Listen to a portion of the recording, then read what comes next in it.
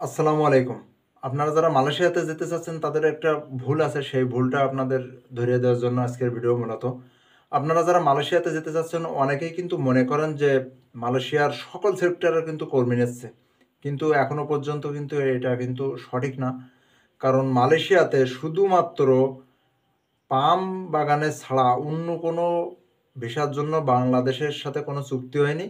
শুধুমাত্র মালয়েশিয়াতে কর্মী নেবে ২ লক্ষ কর্মী তাদের দরকার। সেই ২ লক্ষ কর্মীর জন্য মালয়েশিয়া বাংলাদেশের কাছে কর্মীর জন্য বলছে।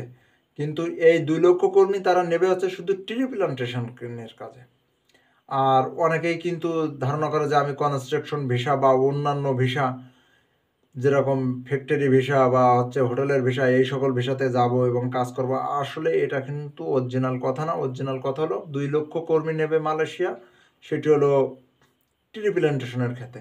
এখন নতুন করে যদি বাংলাদেশ সরকার ডক্টর মোহাম্মদ ইউনূস যদি আবার রিকোয়েস্ট করে যে আমার অন্য খাতে কর্মী নিতে হবে বা আমার কর্মী আরও বেশি যেতে চাই তার জন্য সেই কর্মীগুলো নেবেন।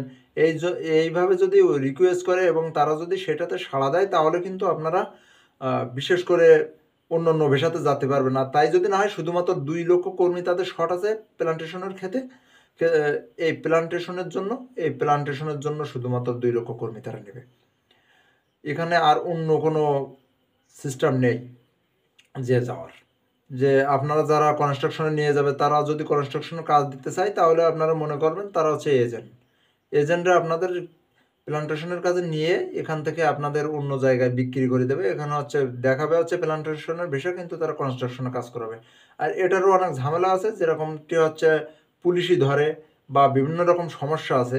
এই একটা ভিসা যে ভিসাতে আপনি কাজ করেন যেটাতে আপনার ভিসা থাকবে সেই ভিসাতে কাজ না করে অন্যটায় কাজ করলে আপনার পুলিশই হয়রানি করে।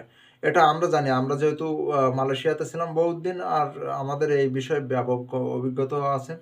দেখা যাচ্ছে বহুত বছর আমরা মালয়েশিয়াতে থাকছি। বিভিন্ন ডিস্ট্রিক্টে আমাদের ঘোরা পড়ছে। তো আমি সে প্রসঙ্গে যেতে চাচ্ছি না। মেইন কথা হলো বাংলাদেশ থেকে যে সকল কর্মী নেবে সেটি হলো আ প্লান্টেশন ক্ষেত্রে। প্লান্টেশন ক্ষেত্রে মাত্র ২ লক্ষ কর্মী। সবাই আশা করি বুঝতে পেরেছেন। এতক্ষণ সাথে থাকার জন্য সকলকে অসংখ্য ধন্যবাদ। সবাই সুখে থাকেন, শান্তিতে